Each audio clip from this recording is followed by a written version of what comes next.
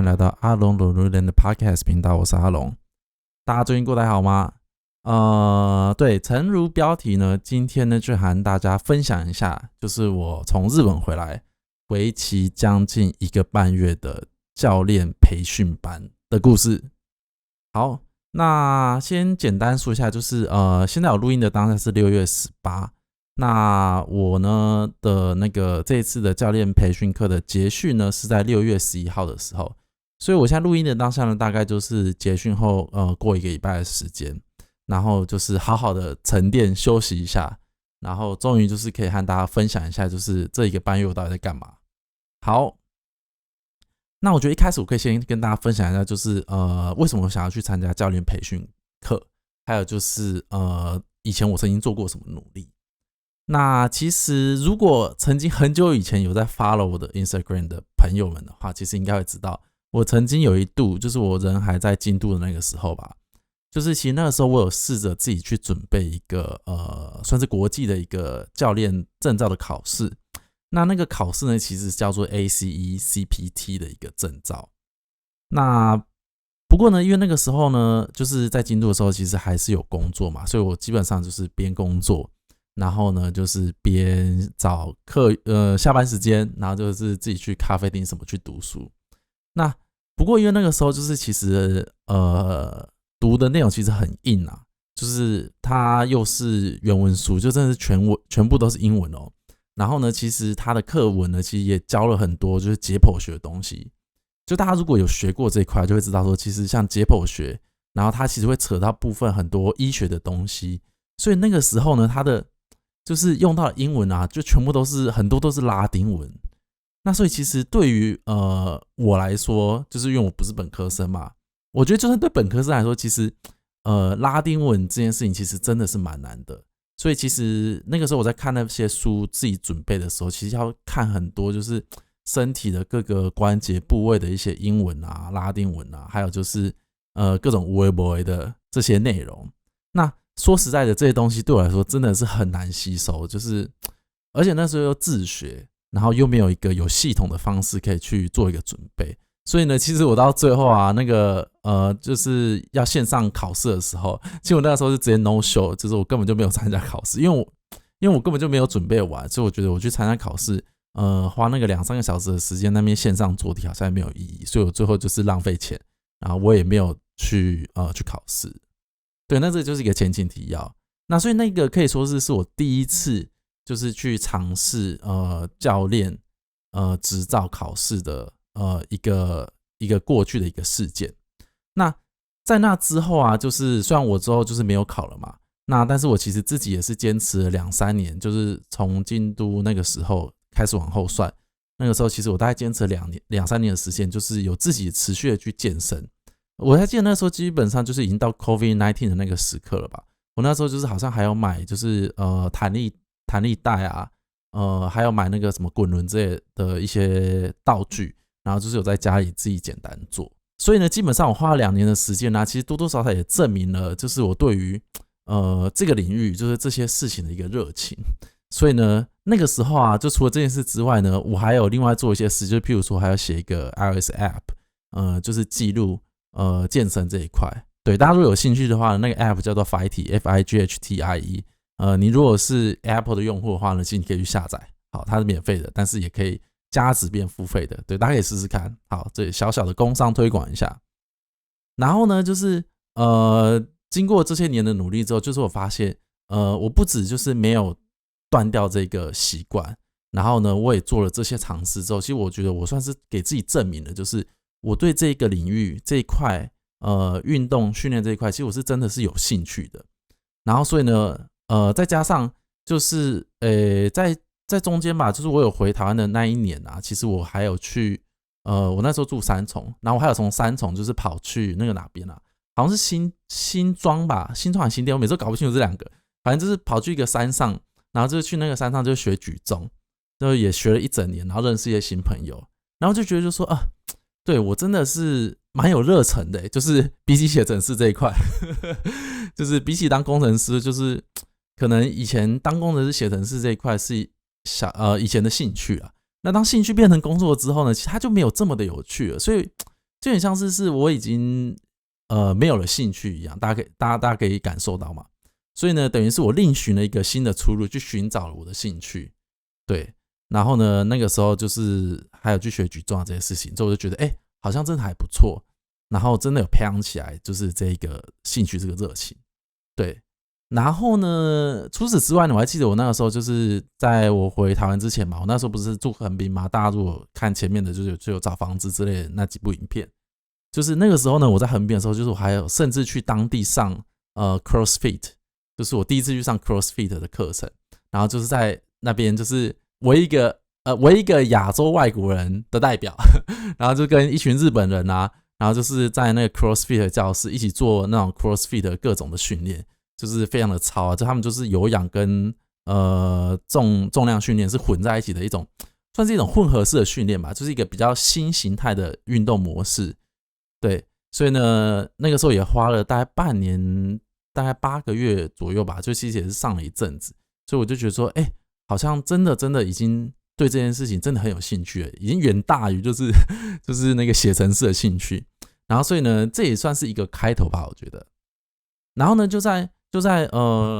我大概就是在这个过程当中，其实我以前就一直有在网络上就是有看到一个叫做怪兽训练系统的一个训练吧，就是他们是一个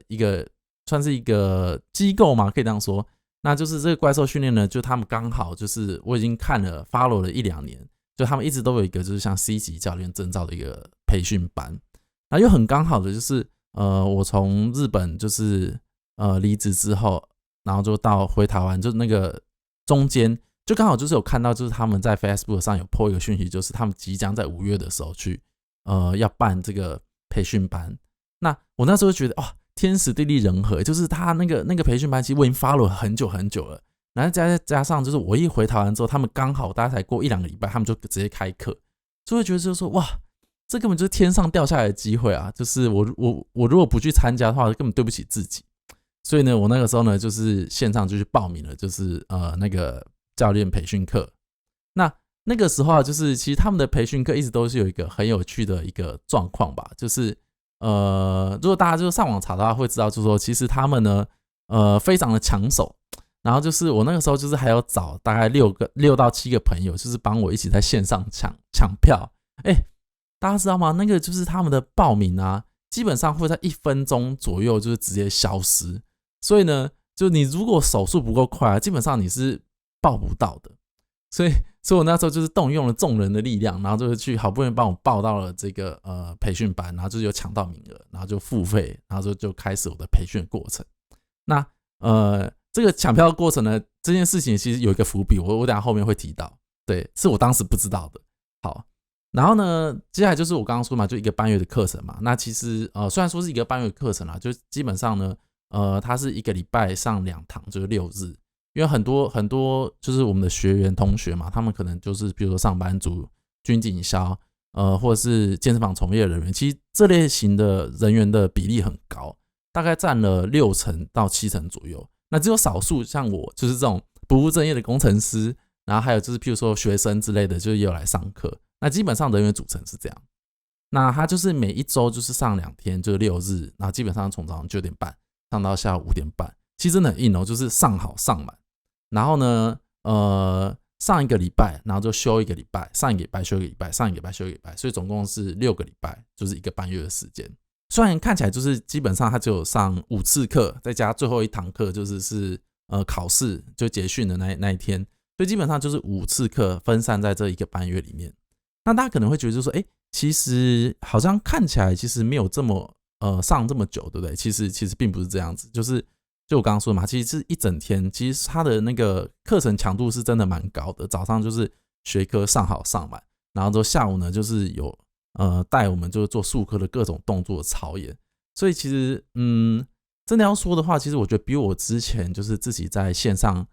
自己在看那个比如说自学 ACCPT 的那个考证的书啊，其实我觉得有这种就是学科搭配术科的这种混合的一种学习方式，我觉得其实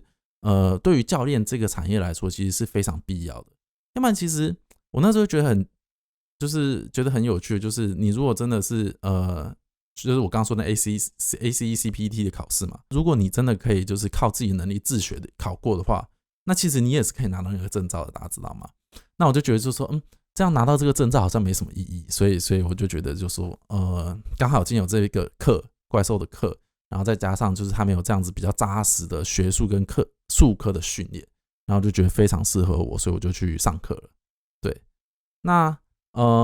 上课的内容啊，其实就是老师那个时候他自己出的一本书，叫做《怪兽训练基地及体能训练手册》。那他就是学科主要就是以这一本为主，然后再加上老师的一些延伸的内容，然后呢就是跟大家教学，就是身为一个 C 级教练，就是必备的一些基本的学科的一些能力。对，然后呢我觉得他们的分配还蛮有趣的，就是他们就是一半术科一半学科嘛。所以像那个老师他就是把学科是放在早上，我觉得这个做法是对的，就是那个早上的时候，因为大家可能比较就是还是比较有注意力的时候，虽然可能有时候大家很累很想睡，但是早上可以说是应该算是最有精神的时候，因为你还没吃饭，所以呢他的学科都在早上上完之后呢，下午就大家吃饱饭回来休息完之后呢，就是上术科，就是大家可能也吃饱了，那可能很累想睡，那其实就是让大家动一动，然后就是分组去操演这样。对，那像我们这一期啊，我记得总共的学生大概有将近40位，其实蛮多的哦。而且这一次上课的就是上课的教室啊，就那个场馆其实是在新竹，所以其实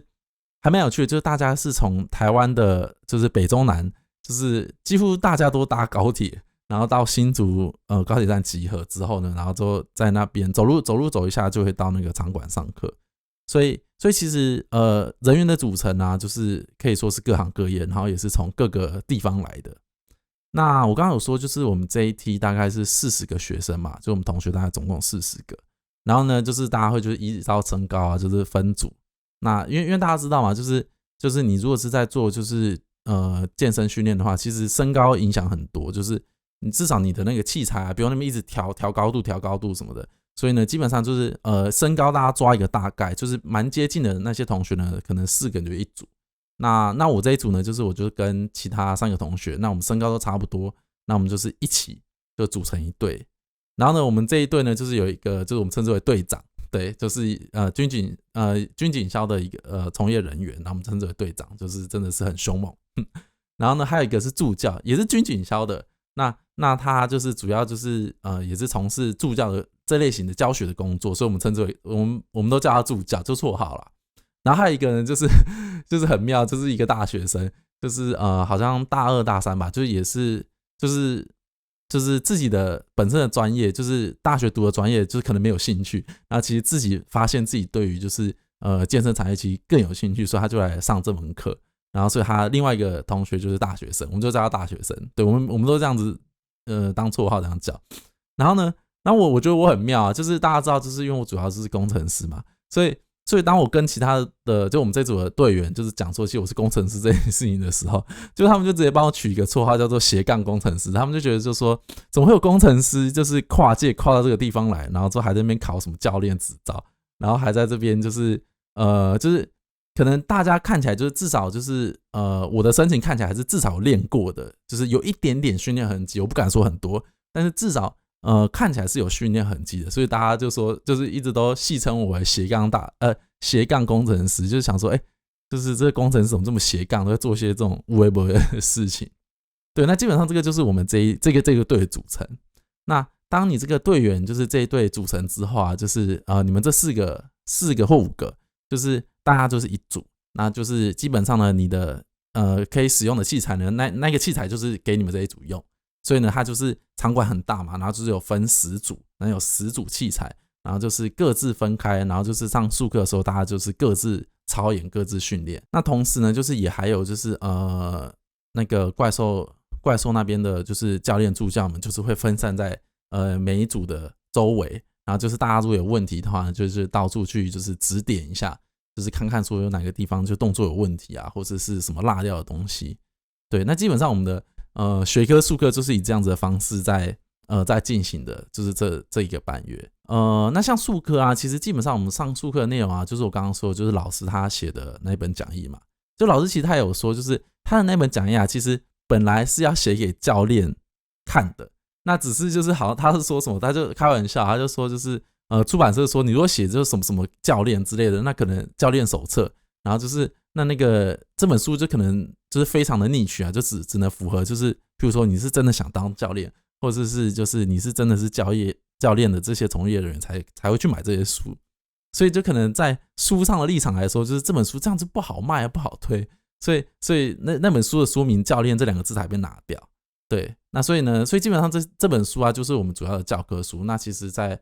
博客来或其他的线上书城都买得到。那我们的术科呢，我们的学科啊，应该说学科跟术科啦，其实也都是以这本书为核心，然后之后去做练习，还有就是做教学的。所以基本上呢，就是大部分的东西都是环绕在这本书上。所以那本书真的是非常的重要，就是老师把他的毕生的那个就是各种的心血都写在这本书里面。所以呢，我们很常就是在看那本书，就来做练习。那像比如说，就是大家可能会好奇啊，就是譬如说我们上的术科有什么内容，我可以简单讲一下。那基本上它就是书里面有提到一些动作，譬如说有分，譬如说上肢、下肢啊，上肢就是譬如说有肩推、卧推、划船、引体向上这些动作。那下肢呢，可能譬如说就是有深蹲系列、硬举系列，还有就是爆发力训练这类型的。那譬如说深蹲系列就是大家知道嘛，深蹲嘛，那就常见的就是背蹲举，那也还有就譬如说侧蹲啊，或是后脚抬高蹲啊，前蹲啊，就是还有各种微博前抱式深蹲之类的，就是各种不同的动作。好，那硬举的话就是譬如说对，我就简单快念啦，就是譬如说传统硬举、相扑硬举、RDL 这类型的，还有早安运动啊。然后呢，就是爆发力的话，可能就是举重的改良动作，譬如说就是有窄抓举啊，还有就是上搏，就是 clean and jerk 这类型的，然后还有就是肩推，还有爆发式颈前推，然后窄站姿、宽站姿的那种单手抓举，对，基本上就这类型的。那除了上肢下肢之外呢，我们那时候还有训练，就是譬如说核心的补强动作，像是譬如说负重行走，单边负重，对，就是要扛那个什么龙门架，然后就是在草地上走路，然后就是还有就是单边负重，就是你手要抓一根，就是那个什么，那个什么，就是一根杠铃，然后之后有上面有就是装着那个杠片，那你就单边负重，然后你要走过去再走回来，然后之后2手交换，就这类型的核心补强训练。然后还有就是最后面我们还有训练，就是能量系统的训练，譬如说就是要踩风扇车，在很短的时间内，大概30秒吧，踩风扇车，要逼大家的磷化物系统，还有就是那个什么，磷化物系统，还有另外一个是乳酸系统，就是在一定的很短的时间内，然后就是把大家的就是训练强度逼到极限那种感觉，就是踩风扇车啊、战神啊，还有就是跑步机、无动力跑步机。对，那基本上就是术科学科呢。有牵扯到内容大概就是这些东西，然后呢，我们每天呢就是除了上课之外，学科理论之外呢，我们就是要做各种就是这些动作练习。那其实大家刚刚听我这样念嘛，其实可能还有一些没念到，但是其实动作基本上合在一起大概就20几种，应该有20几种，所以其实东西是真的很多，然后再加上就是我们的上课时间其实是真的还蛮紧的。然后大家也知道，就是你还有这么多人，然后你还要分组训练，这些我也不会混在一起，哇，其实真的是蛮密的啦。说实在，那刚刚讲的这些就是上课基本的内容啦。那最后就是最后一天就是考试嘛，考试就是写考卷，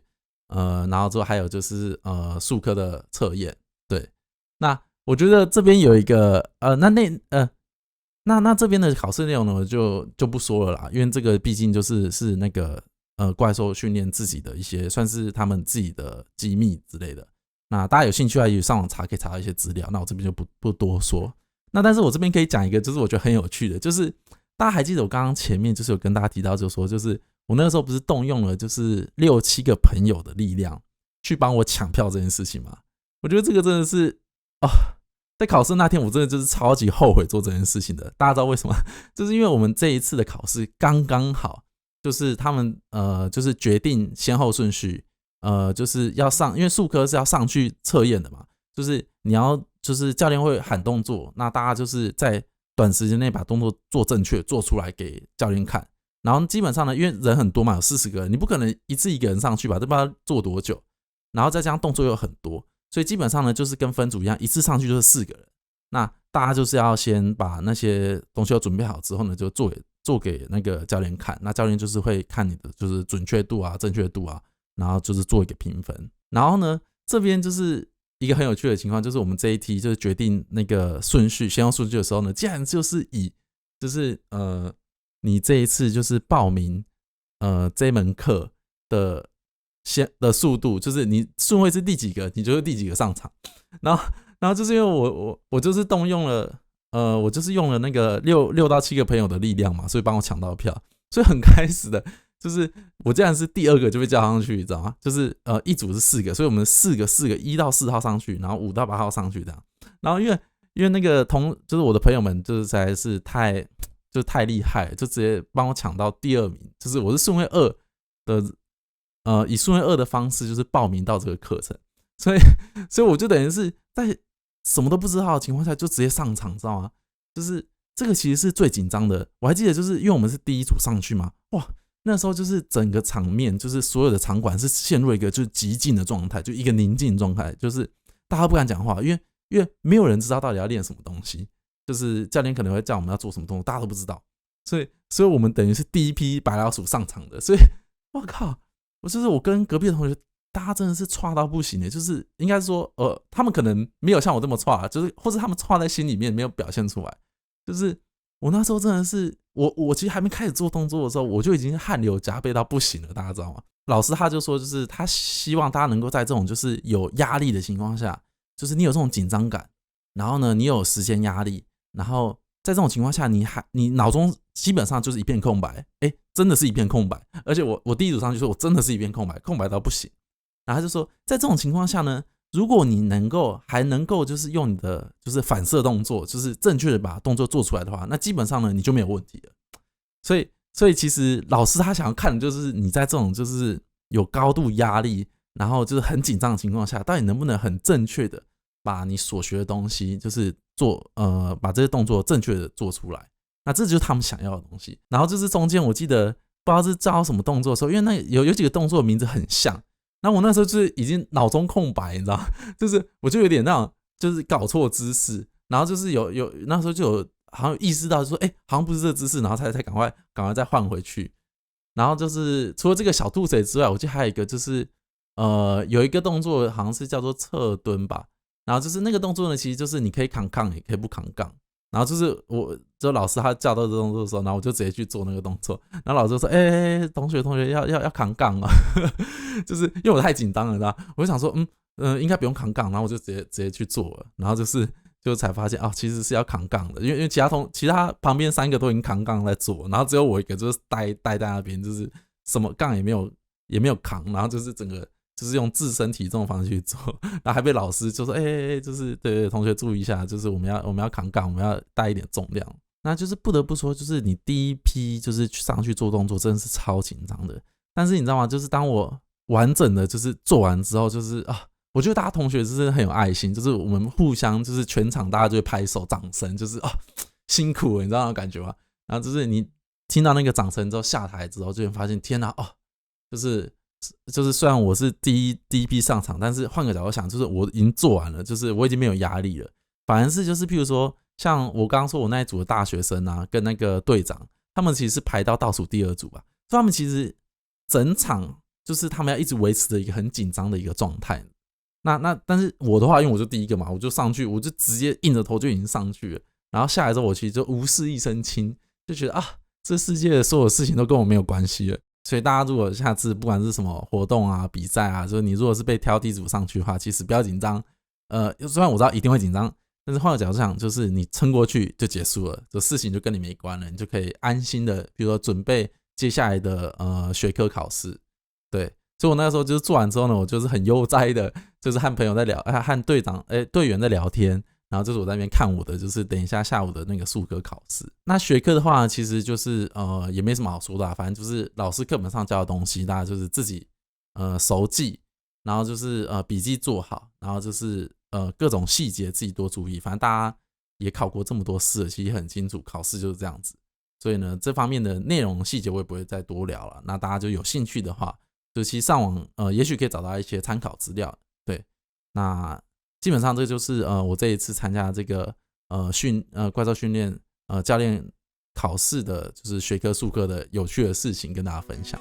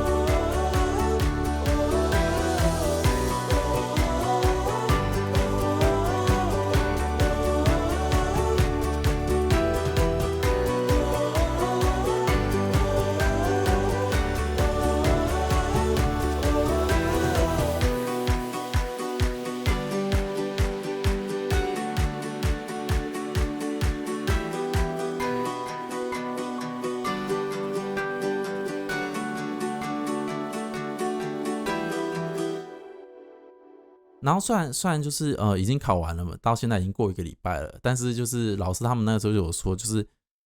像我们这一梯有40个人嘛，然后其实老师他们也不是单单只有就是这门课在教，所以其实基本上呢，就是那个教练有没有考到这件事情，其实现在的我也不知道。就是老师他们说，就是大概最晚通常大概要花2个月的时间才会有结果出来，所以呢，基本上这个时候呢，大家就是回到自己的岗位。就是可能自己再多读一些书啊，就是回去自己的工作上面就是持续的精进。那等到那个时候呢，结果出来的时候呢，大家就知道就是到底有没有考上就是 C 级教练。那其实对我来说啊，就是当然能够考到，我觉得是最好嘛，毕竟就是都花时间花钱去做这件事情了。但是我觉得就是这个过程当中，就是认识的人，还有就是我真的跨出我自己的舒适圈，从工程师这个领域去做一件完全没有关系的事情，所以其实我觉得这个过程对我来说是很开心的，就是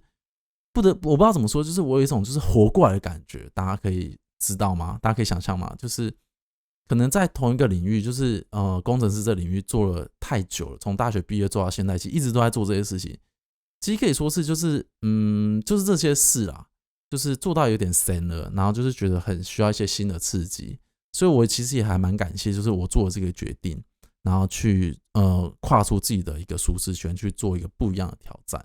那我觉得就是接下来未来的人生，我不一定就是会以这一行为业，我是说教练这一块，但是我觉得也许以副业的角度，或者是自我成长的角度，其实对我来说，我觉得都是一个还蛮不错的尝试。我自己觉得啊，其实这个世界很大，就是不管就是你现在几岁。那你在你的领域做到什么程度，做到什么位置？但是我觉得大家可以思考看看，就是你的人生就除了这件事情以外，其实还有没有什么其他的可能性？那如果你如果你不尝试的话，那当然就是也没有不好，就是人生其实有的时候大家就求一个安稳嘛，就继续这样下去，我觉得也是 OK 的。那假设今天就是你如果有一点